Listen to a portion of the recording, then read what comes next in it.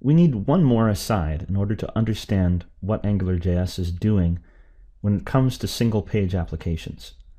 So this is an HTML and JavaScript aside, and the subject is single page apps and the hash. So I have my little Scratchpad application here, and this time we just put a bunch of paragraphs of fake text inside this document. So you may have some big long HTML document, looks like this. You have to scroll a ways. And there's a concept that's been around in HTML for a very, very long time. Let's say I have an anchor tag here. I'm just going to call this bookmark. And in here I have, this is the bookmark. And so it's a ways down the page. There it is. And when I wanted to jump to that page, to provide a link to jump to that page, then what I would do is do an href hash and then the ID of that anchor tag and go to bookmark, let's say. And so when I would click this link, the browser takes me to that point in the document. Now, this hash and what comes after it identifies what's called a fragment identifier. That meant basically that this is an HTML document, and this identifies an exact point, a portion of that HTML document, so it's a fragment of the document. So the hash identifies the fragment identifier, what comes after that little symbol, the hash symbol. This has been around for a very long time. But there's something interesting we can do with it in JavaScript. I can go to my app.js file and start listening for an event. Remember the event loop in JavaScript, right? So there's lots of events, and in native JavaScript I can just add an event listener. And there's an event called hash change. Remember there's lots of events like clicked or key press. But hash change fires or is thrown when the hash changes, when that fragment identifier changes while you're on the page. And I'm going to console.log something. I'm going to say hash changed, and then I want to get the value of the hash in code. And there's a way to do that. I can do window.location.hash. So what's going to happen? When I click that bookmark link, because the hash will change, this code will fire, and I should see the value of the hash in here. So I refresh this. I'll open my console and I'll click go to bookmark. See that? The hash changed, and so that event fired, and I can see the value. So that's pretty neat. I can watch for the hash to change and get its value. That actually opens up some interesting opportunities. Let's think about this for a second, but first I want to show that the bookmark itself, the anchor, doesn't actually have to exist on the page for this to still work. Now, there's nowhere for it to go, so when I refresh this and click the link, it didn't actually move on the page because the anchor doesn't exist, but I still have the hash value, and the JavaScript event still fired with no errors. So that means I can pretty much put whatever I want in this hash value, in this fragment identifier. And then I could make some choices with it.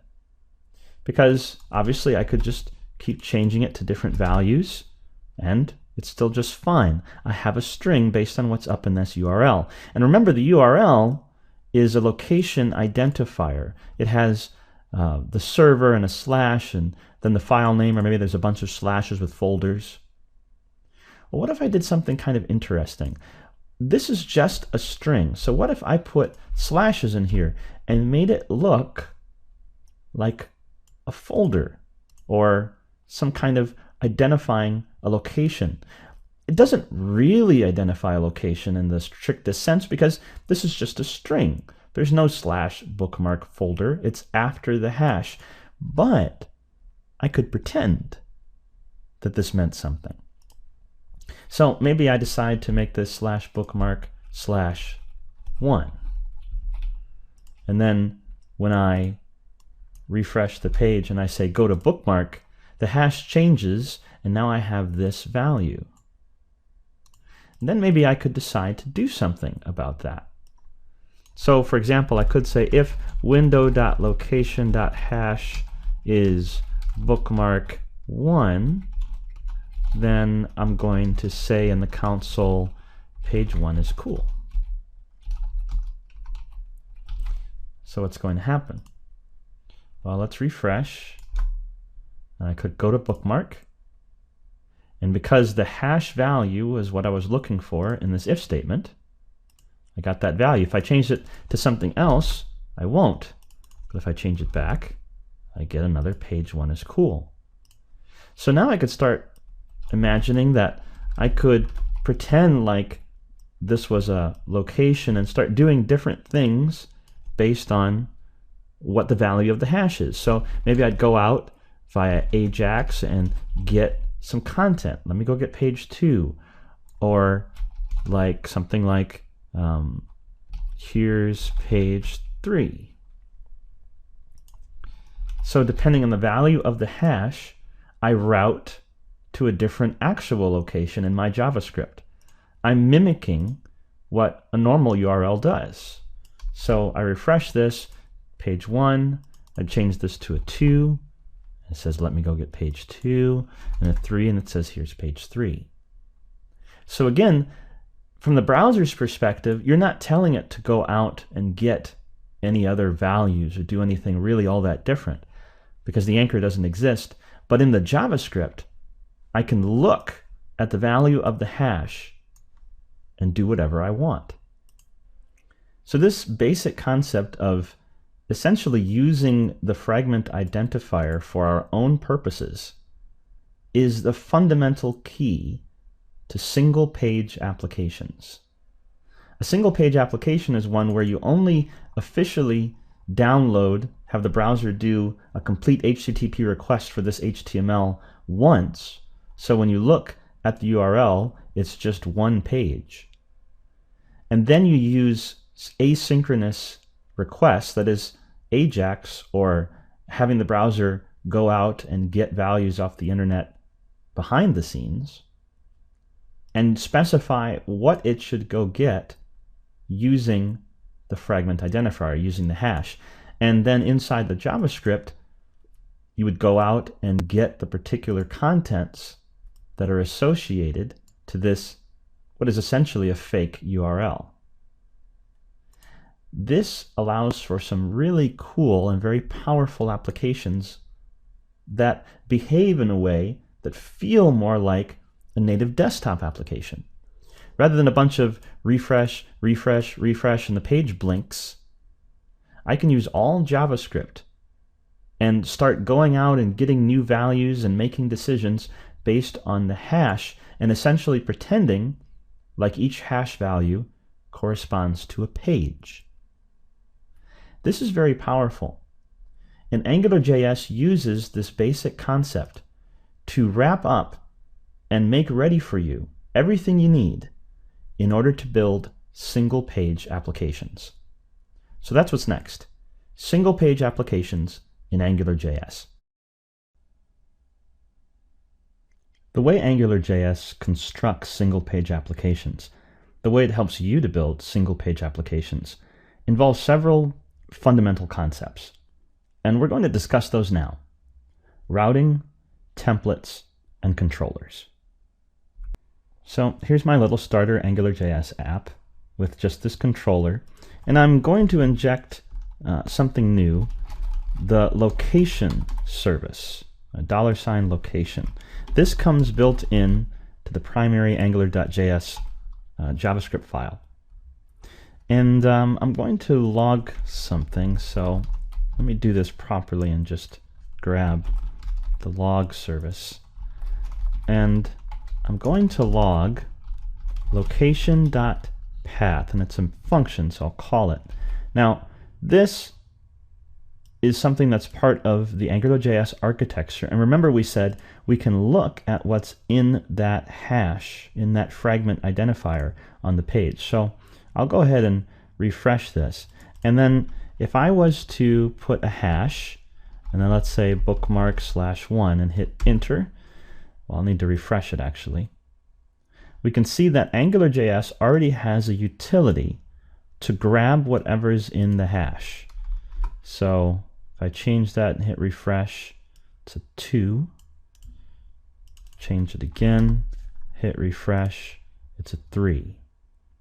In this case I have to hit refresh because I'm not actually doing anything based on the hash changing. So the page I need to be refreshed manually. But this is just to show you that AngularJS has this location.path, so it already knows what's in the hash. It has that stored. Now that said, I'm going to get rid of this. We understand that AngularJS knows what the hash is. So that means you can write more code against that concept, and that has already been done for you. I'm going to go to angularjs.org, and I'm going to go to develop and download. I'll go to the latest available version. And remember all these that were in there, right? We talked about grabbing other services. Well, there's angular-route.js. And this is going to help us build single-page applications. Remember how we said we could potentially route the value of the hash to a particular set of code? Well, that's what this is for. It's a router. It's going to help us route whatever's in that hash and then run the proper code and grab the proper HTML. It is a module called ngRoute and provides a couple of different elements such as a route provider. So to start with, I'm just going to grab the minified version, and then I'll go back to my HTML, and I'll add, notice where I have my angular.js file, right below that, because we need Angular loaded first, I'm going to drop my angular-route script source reference. So now I have Angular loaded and Angular route. So I should be able to reload this and no errors of any kind. So now I have routing available to me. So what is routing and how do we set it up? Well, you might recall how we tell our Angular app that I'm going to use a particular service. We have to put the reference to the module in the dependencies up here in this array of dependencies. So I'm going to say ngRoute. See that there? So I'm telling Angular I'm going to use that routing code in my Angular module, in my app. After you do that, you now have some things available to you. So I can go my app dot, and then it's config. I'm going to configure my application, and I'm going to give it a function, and it's going to get a route provider. It's going to inject the route provider into my AngularJS application configuration. So config is a method that takes a function, and I'm going to inject route provider, which is now available because I've included the ngRoute module in my application. So what does route provider do? Well, route provider lets us specify routes. In other words, what should I do when I see a particular thing in the hash? And not just anything, it will also match patterns. Let's look at this. So I say .when, and then in a string I put what I should see in the hash. So for example, my home page might be this, when. And then I can do as many routes as I want. Let's imagine I'm going to make a second page, and it should also do something. Well, what goes inside here in this object? Well, it's a collection of a couple of important things.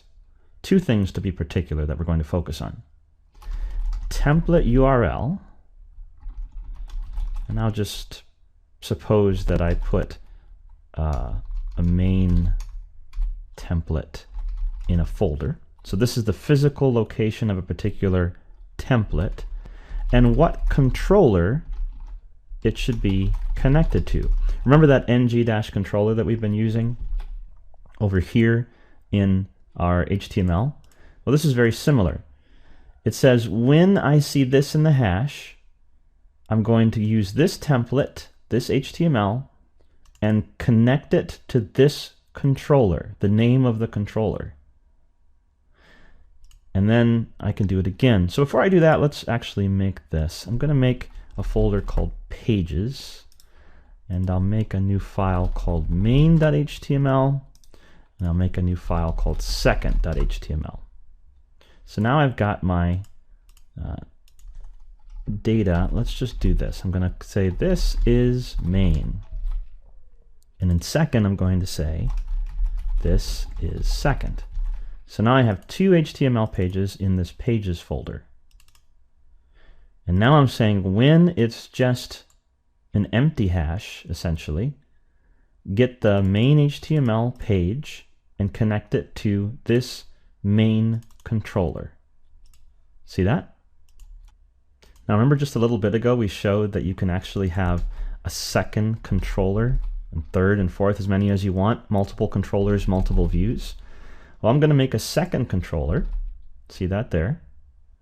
And then when it's /second, I'm going to set my template URL to pages/second. So go get this HTML and then connect it, bind it to this controller. So that's the view, and we'll find the model in there.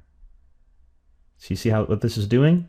I'm saying route this to this connection of page and controller, and route this to this connection of page and controller. So AngularJS will look for when the hash changes, check the routes, find which one matches, and then run the appropriate code. Now, how do I actually get this content into my HTML page? Because remember, we're not actually going to these HTML pages directly in the browser. In JavaScript, it's going to go get those behind the scenes, get this content. Well, instead of ng-controller, we don't need that anymore. Routing is taking care of combining or connecting the views and the controllers. I'm just going to go ng-view. And what ng-view says is, whenever we're doing single page applications, and I say in the route to get this template, that template goes here. It will put that HTML, the HTML that's defined in the template, into this spot in my main page, in the page that was actually initially downloaded by the browser. So I have my header and my footer and all of my references and things, and so every page that comes along that's built by this whole single page application concept, pulling in the second and first pages, it will have all this wrapping, because it's just going to drop that content right there. It's going to replace that content in the DOM with this content that it finds after downloading it. So let's see how this works. Well, let's do one more thing. I'm going to add to my upper navigation a link to second. And I'm just going to get rid of this here, and this is going to be /second. All right, so now I have two links to those two pages, and just an ng view, I depended on the route module and injected the route provider and set up my routes. What should I do when the hash looks a certain way? Now let's run this.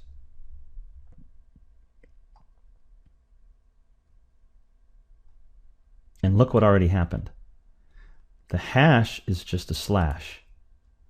And so it went and saw that this route matches. When it's this, and then this object I gave it, which was the template URL and the controller it had, it went out and got this main.html and then connected it to this main controller and outputted that HTML, that template, here in this position in the page.